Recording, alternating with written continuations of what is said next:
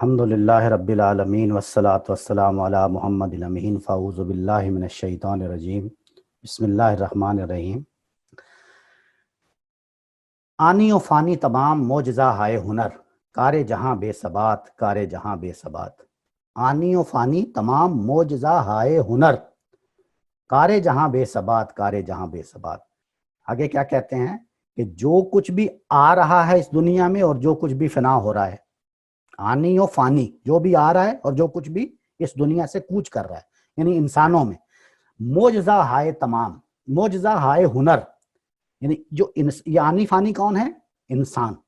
آنی و فانی جو آنے والے ہیں اور جو فنا ہو چکے ہیں، جو جا چکے ہیں، یہی معجزہ ہائے ہنر ہیں۔ اصل معجزہ ہائے ہنر اس کائنات میں، اس ممکنات کی دنیا میں اصل معجزہ ہائے ہنر کیا ہے؟ انسان۔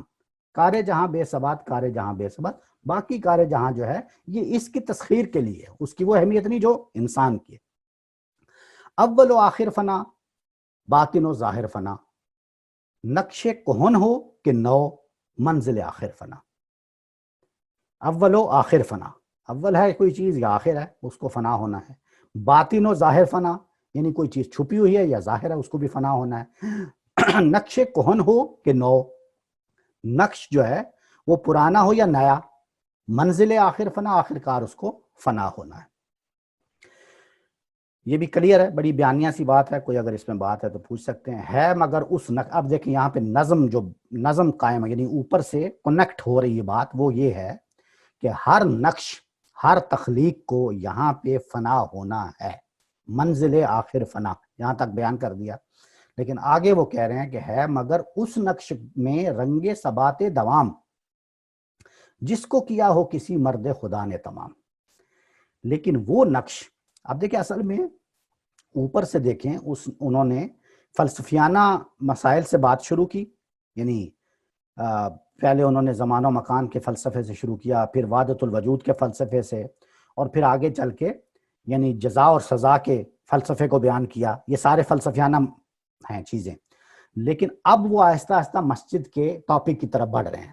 نقش کا ذکر کر کے ایک جملے میں نقش کہن ہو کہ نو، اب آہستہ آہستہ وہ اس طرف بڑھ رہے ہیں، اپنے مضمون کو ادھر لے کے جا رہے ہیں۔ اس کو کہتے ہیں گریز، گریز کا اسلوب۔ یہ جو نظم ہے پوری مسجد قرطبہ، یہ اصل میں عربی قصیدے کے یعنی صنف پہ لکھی گئی ہے، عربی قصیدے کی۔ اور عربی قصیدے میں جو سب سے اہم خصوصیت ہوتی ہے وہ یہ ہوتی ہے کہ اس میں گریز کا اسلوب اپنایا جاتا ہے۔ گریز کا اسلوب سے مراد یہ ہوتی ہے کہ ایک بات ہو رہی ہے، جیسے فلسفے کی بات یہاں پہ ہو رہی ہے، زمان و مکان کی، یا مثال کے طور پہ وحدت الوجود کی، اور ایک دم آپ کو لگے گا کہ بات کا رخ بدل گیا ہے، کسی اور جانب چلا گیا، اور لگے گا کہ جیسے اس سے انہوں نے نظم ٹوٹ گیا ہے، دوسرے الفاظ میں یوں لگے گا۔ لیکن آگے چل کے آپ کو نظر آ جائے گا کہ کس طریقے سے وہ اس کے ساتھ کنیکٹ ہو گئی ہے بات۔ تو اس کو کہتے ہیں گریز کا اسلوب۔ تو یہ جو تھی اس ساری کی ساری چیز، اس کو کہتے ہیں تشبیب، یہ ہم نے پڑھا تھا۔ تو آگے وہ کہتے ہیں کہ ہے مگر اس نقش میں رنگ ثبات دوام، رنگ ثبات دوام، یعنی ہمیشگی کا رنگ ثبت ہے اس نقش میں، کس میں؟ جس کو کیا ہو کسی مرد خدا نے تمام۔ ہر نقش کو ختم ہو جانا ہے، ہر بلڈنگ کو تباہ ہو جانا ہے، آخر اس کا فنا، اوپر اول و آخر فنا، اس کو فنا ہونا، لیکن وہ بلڈنگ، وہ نقش، وہ تصویر، وہ معجزہ جو کسی کی تخلیق سے نکلے گا، ہو سکتا ہے وہ شاعری ہو سکتا ہے وہ مصوری ہو سکتا ہے وہ کوئی اور معجزہ فن ہو، وہ ہمیشہ رکھتا، اس میں ایک طرح کا ہمیشگی کا رنگ ہوگا، کس میں؟ جس کو کسی مرد خدا نے تمام کیا ہو، جس کو کسی مرد خدا نے کمپلیٹ، یہ مرد خدا نے کیوں کیا ہو، وہ اس کو کیوں ہمیشگی کا رنگ، یہ آگے آ جائے گا، آگے بتائیں گے کہ مرد خدا میں وہ کیا خوبی ہے کہ وہ جو چیز ہے وہ اس کو ہمیشگی کا رنگ مل جائے گا، وہ کیوں نہیں فنا ہوگا، یہ آگے بتائیں گے۔ تو فی الحال یہ آپ سمجھیں کہ ہے مگر اس نقش میں رنگ ثبات دوام، یعنی اس میں بھی، اس کو بھی رنگ کا لفظ بول کے کہہ دیا کہ ہمیشگی نہیں ہے، یعنی ہمیشگی تو ذات کو ہے نا، صرف اللہ کی ذات کو ہمیشگی ہے، تو رنگ ثبا یعنی ایک طرح سے ہمیشگی کا رنگ، جس کو کیا ہو کسی مرد خدا نے تمام۔ مرد خدا نے تمام، یہ تمام کرنا یہ بھی ایک محاورہ ہے، تمام کرنا، یعنی کسی نے مکمل کیا۔ مرد خدا کا عمل، اب یہ یہاں بتا رہے ہیں کہ مرد خدا کی وجہ سے کیوں اس کو ہمیشگی کا رنگ ملے گا۔ مرد خدا کا عمل عشق سے صاحب فروغ، مرد خدا کا عمل عشق سے، مرد خدا نے جس نقش کو کمپلیٹ کیا ہو اس کو ہمیشگی کا رنگ کیوں دستیاب ہو جائے گا؟ اس لیے کہ مرد خدا کا جو بھی عمل ہے وہ عشق سے صاحب فروغ ہے۔ یہ بات نظم بن گیا دونوں شعروں میں، تو عشق سے صاحب فروغ۔ یہاں پہ ہم نے پڑھا تھا یہ صاحب فروغ نہیں اس کو پڑھنا، صاحب فروغ پڑھنا ہے۔ یہ صاحب فروغ جو ہے اصل میں لفظ ہے صاحب فروغ، لیکن اس کو اس کو ادبی پہلو کیا ہے اس میں ادبی پہلو یہ ہے، اس کو کہتے ہیں فک اضافت۔ یہ ہم نے پڑھا تھا، یاد ہوگا، گردنیں تو لا دیں کہ یاد ہے کہ نہیں، یاد ہے۔ فک اضافت کا مطلب ہے کہ اس میں جو اضافت کی زیر ہے نا صاحب، اس کو امٹ کر لینا، فک اضافت، یہ ادبی پہلو ہے اس کا۔ اور اس طرح کے مواقع پہ فک اضافت ہی جو ہے اس میں ہی حسن ہوتا ہے۔ اب جب میں بتاؤں گا کہ ہم نے یہ جب پڑھا تھا تو پھر سب کو یاد آ جائے گا۔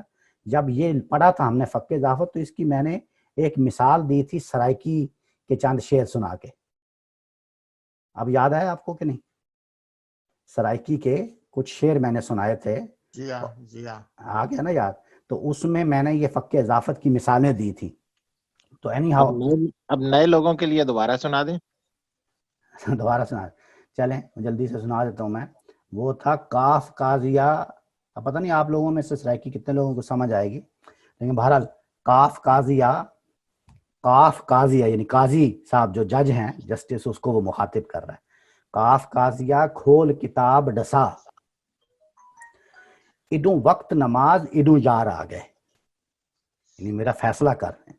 کاف قاضیہ کھول کتاب ڈسا، اڈوں وقت نماز اڈوں یار آ گئے، اڈوں پاک امام اذان دتی تے گھنڈ کھول اڈوں دلدار آ گئے، تے ہک بھی ہے تو فرض ڈوئے ہنڈا ڈھے، یعنی ایک دوسرے سے دونوں فرض بہت مشکل ہیں۔ ہک بھی ہے تو فرض ڈوئے ہنڈا ڈھے، میری سوچ تو پانی پار آ گئے، تے ناشاد نماز قضا پڑسوں اٹھی ادب کروں سرکار آ گئے۔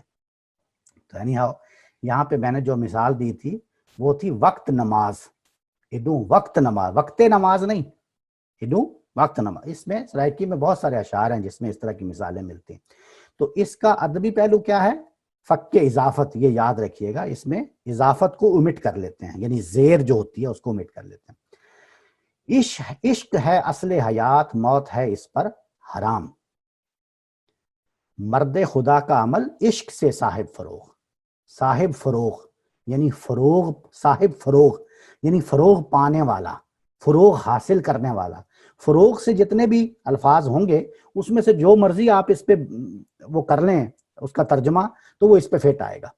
اس کا جو عمل ہے عشق سے، مرد خدا کا جو عمل ہے وہ عشق سے فروغ پاتا ہے، وہ عشق سے اس کو فروغ حاصل ہوتا ہے، اس میں عشق کا جلوہ نمودار ہوتا ہے، اور عشق جو ہے وہ اصل حیات ہے، اس پر موت حرام ہے۔ یہ بھی بڑا خوبصورت اردو میں اس کا اضافہ ہے، موت ہے اس پر حرام، بہت خوبصورت یعنی شعر۔ میں جلدی میں آپ کو جو اس میں شعری محاسن ہے اس پر رک کے میں آپ کو نہیں بتا رہا، اگر میں ایک ایک بتاؤں کیا خوبصورت اضافے ہیں، کیا خوبصورت چیزیں جو ہیں۔ آپ لوگوں میں سے بہت سارے ماشاءاللہ شعراء ہیں، تو آپ یقیناً اس کا حظ اٹھا رہے ہوں گے اور یقیناً آپ پہچان بھی رہے ہوں گے۔ یہ جو ہے نا قرآن مجید میں بھی ایک جگہ پہ استعمال ہوا ہے نا، حرام علی قریۃ، حرام علی، ہم نے اس بستی پر حرام کر دیا جس کو ہم نے ہلاک کرنے کا فیصلہ کر لیا، حرام علی قریۃ۔ تو یہ اسی معنوں میں یہاں پہ بھی حرام ہے، یعنی عشق ہے اصل حیات، موت ہے اس پر، یعنی موت اس کو آ نہیں سکتی، حرام کا یہ مطلب۔ آگے کہتے ہیں تند و سبک سیر ہے گرچہ زمانے کی رو، تند اور سبک سیر یعنی تیز رفتار، تند و سبک سیر گرچہ زمانے کی رو، زمانہ جو چل رہا ہے وہ بہت تیز ہے، وہ تند بھی ہے تیز بھی ہے۔ عشق خود ایک سیل ہے، سیل کو لیتا ہے تھام، عشق جو ہے وہ دیکھیں نا حوادث جو ہیں، زمانہ چل رہا ہے، تو آپ عشق کیا ہوتا ہے؟ جذبہ شوق. تو آپ کے جذبہ شوق سے جو کچھ بھی وجود میں آئے گا، وہ جو زمانے کی ایک رو چل رہی ہے وہ تو اس کو روک لے گی. تو وہ کہتا ہے نہیں، عشق جو ہے وہ خود ایک سیل ہے، ایک خود سیلاب، سیل کا مطلب ریلا، ایک خود ریلا ہے، وہ اس زمانے کے ریلے کو تھام لیتا ہے. یعنی عشق میں وہ جذبہ شوق میں وہ طاقت ہے کہ اگر آپ ایک لگن کے ساتھ کوئی کام کرنے کا ارادہ کر لیتے ہیں تو پھر وہ زمانے کی رو جو ہے، حالانکہ وہ کہتا ہے اس میں کوئی شک نہیں ہے کہ گرچہ زمانے کی رو بہت تند بھی ہے اور سبک سیر، اس کا اصل تلفظ کیا ہے؟ سبک سیر ہے، بہت تیزی سے آ رہا ہے، وہ آپ کو لے کے چلا جائے گا پورا ریلا. لیکن جو عشق ہے، عشق سے مراد آپ کا جذبہ شوق کسی کام کو کرنے کا، وہ اس کو تھام لے گا.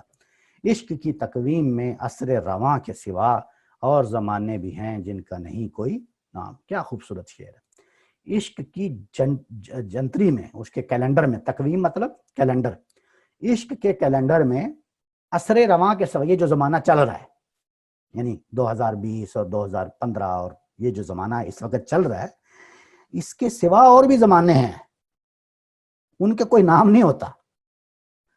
ان کو آپ یہ نہیں کہہ سکتے کہ 2015 ہے یا 2000، نہیں، یہ جو عشق کا اپنا ایک کیلنڈر ہوتا ہے. کیونکہ عشق جو ہوتا ہے نا، عشق یہ ایک جذبہ شوق ہوتا ہے، کسی کام کے کر گزرنے کا ایک جذبہ.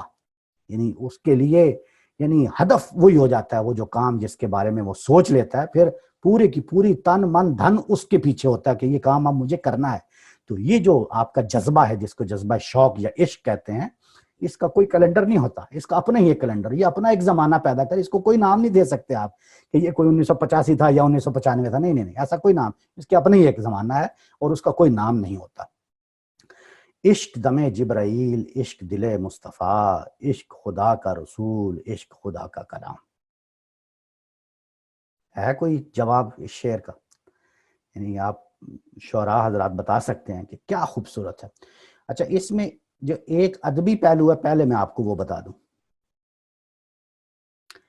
اس کو کہتے ہیں عشق دم جبرائیل، عشق دل مصطفیٰ، عشق خدا کا رسول، عشق خدا کا کلام. ادبی پہلو اس میں یہ ہے، یعنی شعری محاسن تو آپ نے دیکھ لیے کہ کیا خوبصورت الفاظ استعمال. ادبی پہلو اس میں یہ ہے کہ اس میں لف و نشر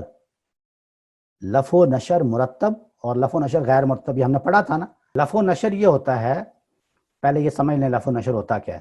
یعنی اوپر والے مصرے میں جو چیزیں بیان کی گئی ہوں، نیچے والے مصرے میں ان کی نسبت سے کس ترتیب سے وہ بیان ہوئی ہیں. یعنی اس کی مثال سمجھے.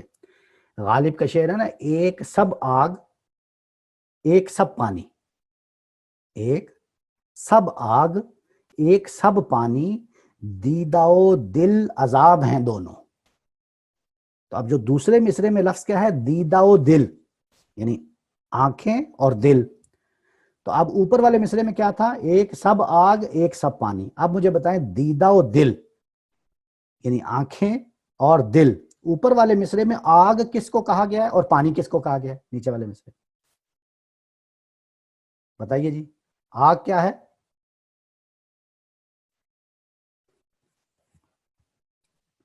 آگ ہے دل اور دیدہ ہے پانی. تو ٹھیک ہے، تو اوپر کیا تھا؟ ایک سب آگ، پہلے کیا لفظ ہے؟ آگ. ایک سب پانی دوسرے نمبر پہ ہے، اور نیچے پہلے لفظ کیا ہے؟ دیدہ، بعد میں کیا ہے؟ دل. تو یہ کراس ہو گیا نا، یعنی اوپر آگ جو ہے وہ ادھر اور دل جو ہے وہ ادھر کراس ہو گیا. تو اس کو کہتے ہیں لف و نشر غیر مرتب. سمجھ آ گئی؟ لف و نشر غیر مرتب. اگر ترتیب سے ہوتا، پہلے دل ہوتا بعد میں دیدہ ہوتا، تو پھر اس کو کہتے ہیں مرتب. تو یہاں پہ عشق دم جبرائیل، عشق دل مصطفیٰ، عشق خدا کا رسول، عشق خدا کا کلام، یہ مرتب ہے، یہ غیر مرتب ہے. دم جبرائیل، دل مصطفیٰ. دل مصطفیٰ جو ہے، یعنی مصطفیٰ کا دل، اس میں کیا ہے؟ خدا کا کلام، اس میں خدا کا کلام ہے. ٹھیک ہے. اور جبرائیل کیا ہیں؟ اللہ کے رسول ہیں، اللہ کا پیغام لے کے آئے ہیں. تو اس لیے یہ لف و نشر مرتب ہے. تو اس میں پیغام کیا ہے اس مصرے میں؟ اس پہ مصرے میں پیغام یہ ہے کہ جبرائیل جو پیغام لے کے آ رہے ہیں اس کا بھی باعث عشق ہے، جذبہ شوق ہے، اور مصطفیٰ صلی اللہ علیہ وسلم جن کے دل میں یہ خدا کا کلام ہے جو انہوں نے آگے بیان کیا ہے، اس کا بھی باعث کیا ہے؟ جذبہ شوق، عشق ہے۔ یہ اصل عشق ہے جو اس چیزوں کا باعث، اور یہ محض ایسے نہیں اکٹھا کر دیا، اس میں دو دائمی چیزیں لے لی ہیں۔ اب دیکھیں کہ مصطفیٰ کا کلام اب قیامت تک رہے گا، وہ کلام جو جبرائیل لے کے آئے ہیں، اس کلام کی اب یہ حیثیت ہے قرآن کی کہ وہ قیامت تک کے لیے اب کیا ہے؟ پیغام ہے۔ اور مصطفیٰ صلی اللہ علیہ وسلم قیامت تک کے لیے اب پیغمبر ہیں، رسول ہیں، لہٰذا یہ ایک اس میں جو دوام ہے اس چیز میں، اس کا باعث عشق کو کر کے اس کی اہمیت کو بھی اجاگر کیا ہے۔ عشق کی مستی سے ہے پے کرے گل تابناک، عشق ہے صہبائے خام، عشق ہے کاسل کرام۔ کیا خوبصورت شعر ہے یہ بھی۔ عشق کی مستی سے ہے پے کرے گل تابناک، عشق کی مستی ہے جس سے پے کرے گل تابناک ہے، پے کرے گل کا سراپا، گل یہاں پہ پھول کہہ کے پوری کائنات مراد لی گئی ہے۔ اس کائنات میں جو بھی حسن و جمال آپ کو نظر آتا ہے اس کے تابناک ہونے کی وجہ کیا ہے؟ جذبہ شوق، یعنی عشق۔ عشق ہے صہبائے خام، صہبائے خام اچھی شراب، اور عشق ہے کاسل کرام۔ کرام جو ہے یہ کریم کی جمع ہے، اور کاس جو ہے یہ عربی میں کہتے ہیں کپ کو، پیالے کو۔ اچھا، عشق ہے صہبائے خام، یہ کچی شراب ہے، یہ کچی شراب، اور کاسل کرام یعنی یہ ساری کی ساری چیزیں، کچی شراب کہنا اس کے یعنی اس میں بھی حسن و جمال ہی اصل کار فرما ہے، یعنی کچی شراب جو اپنے ذائقے میں اند ہوتی ہے، ذرا تیز ہوتی ہے، اس کو بھی اصل میں اس مستی سے، یعنی اوپر مستی چونکہ کہہ دیا کہ کائنات کی پوری مستی، حسن و جمال کی پوری مستی جو ہے یہ ایسی کاسل یعنی کریم سخیوں کا پیالہ ہے، یعنی یہ حسن و جمال لٹا ہوا ہے، یعنی کہنا یہ چاہ رہے ہیں وہ کہ کائنات میں کوئی ایک چیز بھی آپ کو ایسی نہیں نظر آئے گی جو بے ترتیب اور بے حسن ہو، یعنی اس کو آپ مٹی بھی اگر مانا لیں تو بھی آپ کائنات کے معنوں میں اگر اس کو لیں گے، یعنی یہ اس کی مستی ہے عشق کی، جس کی وجہ سے کائنات میں یہ حسن اور جمال جو ہے وہ پھیلا ہوا ہے، بکھرا ہوا ہے۔